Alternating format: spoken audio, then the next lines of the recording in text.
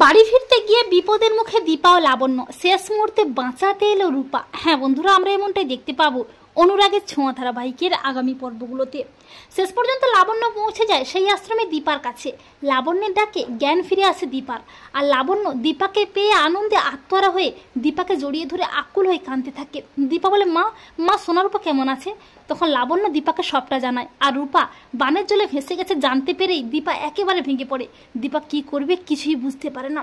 আর লাবণ্যের পিছু পিছু মিসকাও পৌঁছে যায় সেই আশ্রমে। মিসকা দীপাকে শেষ করে ফেলতে লাবণ্যের গাড়ির ব্রেক ফেল করিয়ে দেয়।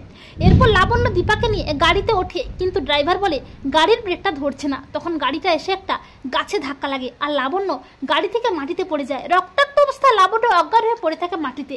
আর দীপা অস্থির হয়ে ওঠে। দীপা চিৎকার করতে থাকে, হেল্প হেল্প। কিন্তু একটা গাড়ি আসে ঠিকই, তবে তাতে কয়েকজন বখাটে ছেলে থাকে, তারা দীপাকে তুলে নিয়ে চলে যায়। দীপা কি করবে কিছুই বুঝতে পারে না। অপরদিকে রূপা ঘুমের মধ্যে দেখতে পায় তার মা দিদিভাই বিপদে আছে। রূপা বিন্দিকে বলে, বিন্দি মাসি তুমি আজ আমাকে আটকেও না গো, আমাকে আজকে আমার মায়ের কাছে যেতেই হবে, মায়ের যে খুব বিপদ। তখন ফান্টুস বলে, তুই একা নয় মা, আমিও যাবো তোর সাথে। এই বলে ফান্টুস ও রূপা বেরিয়ে পড়ে। অপরদিকে দীপা গাড়ি থেকে নেমে ছুটতে থাকে, কিন্তু ছুটতে ছুটতে দীপা মাটিতে পড়ে যায়। বখাটের ছেলেগুলোও দীপার দিকে এগিয়ে আসে। আর ঠিক তখনই দেবদূতের মতো হাজির হয় রূপা।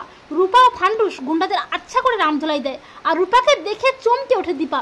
দীপা বলে, রূপা মা তুই কোথায় ছিলি মা? এই বলে দীপা রূপাকে জড়িয়ে ধরে আকুল হয়ে কাঁদতে থাকে। দীপা বলে, রূপা তোদের দিদিভাইকে বাঁচাতেই হবে, ওনার যে বড় বিপদ। এই বলে দীপা ও রূপা ফান্টুস ছুটে যায় লাবণ্যকে বাঁচাতে। তো বন্ধুরা, তোমরা এটাই চাও তো যে শেষ মুহূর্তে দীপাকে বিপদের হাত থেকে বাঁচাতে যেন রূপাই আসে অবতার রূপে? কমেন্ট করে এক্ষুনি জানিয়ে দাও তোমাদের মতামতটি।